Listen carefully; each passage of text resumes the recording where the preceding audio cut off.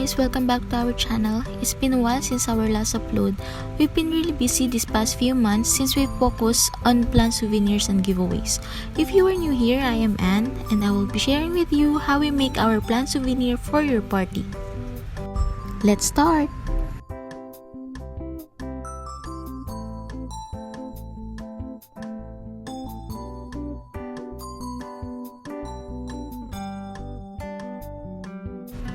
First, as always, we have to check the quality of our items, especially these glass jars, if there's any cracks or factory defects.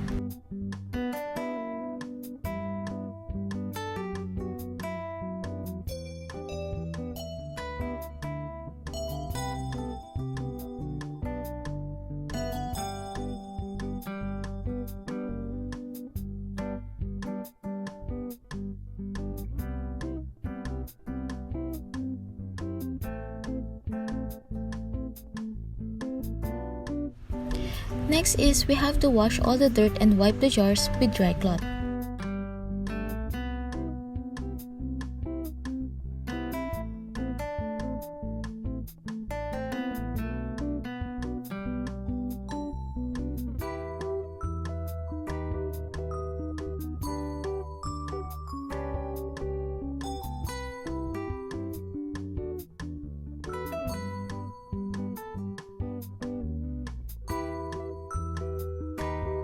While it was raining, I left my jars for a while to dry, and I enjoyed listening to the sound of rain. For me, it was really calming and relaxing.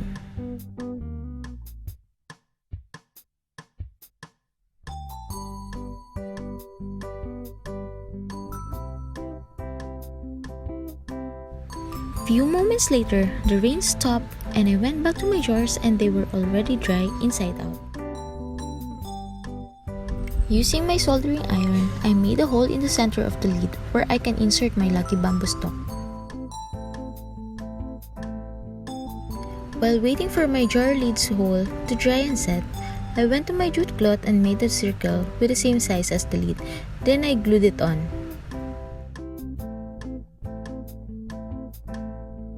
As you can see, I just carefully insert the lucky bamboo stalk to the lid hole. For the pebbles, we will be using the white pebbles number 10 for our base. Make sure to wash all the powder residue before placing it inside the jar. Center the lucky bamboo stalk inside the jar, then carefully place the white pebbles just a half full.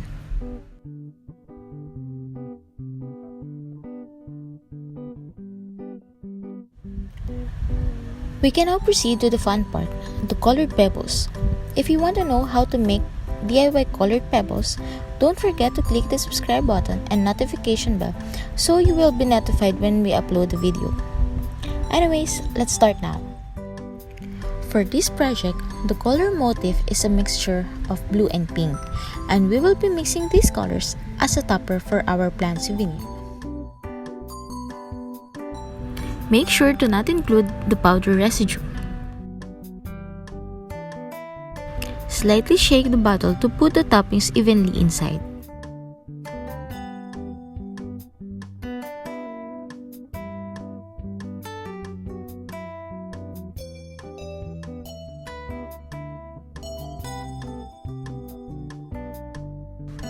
Wipe the bottle and repeat the process to all.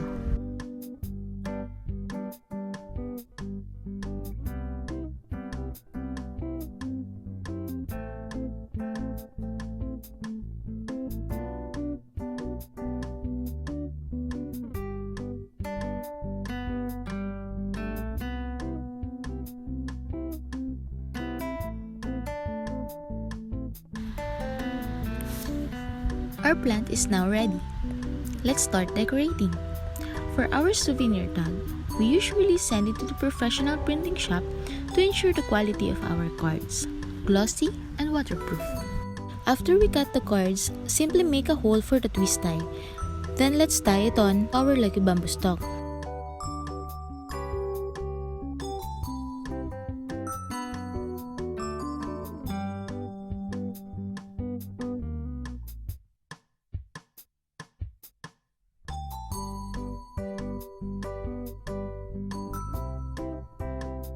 Let's now make the ribbon. Kindly observe. If you want me to make an instruction video for ribbons, just comment down below.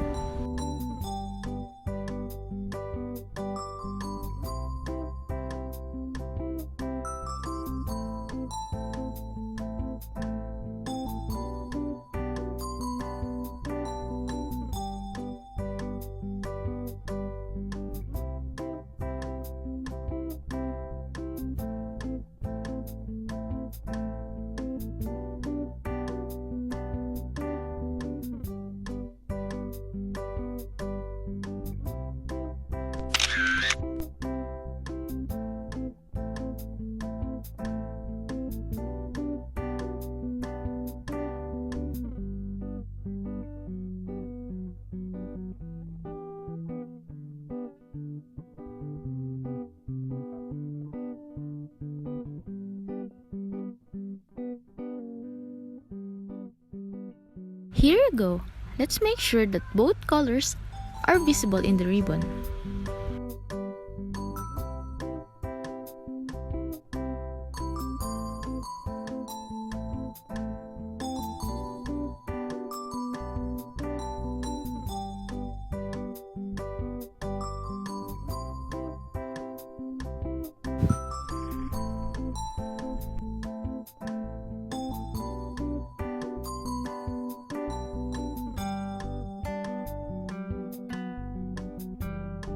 Let's now glue the ribbon into the card.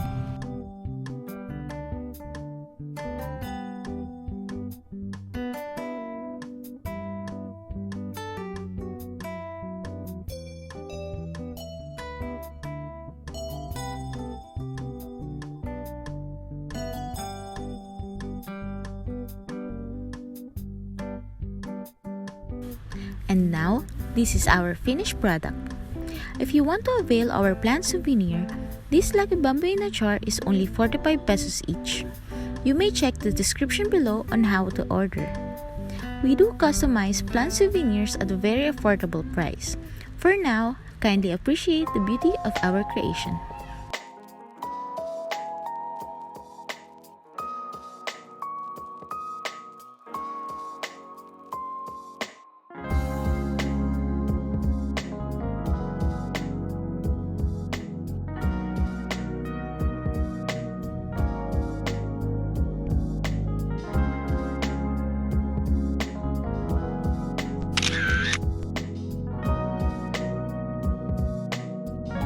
If you want to learn more DIY, kindly click the subscribe button.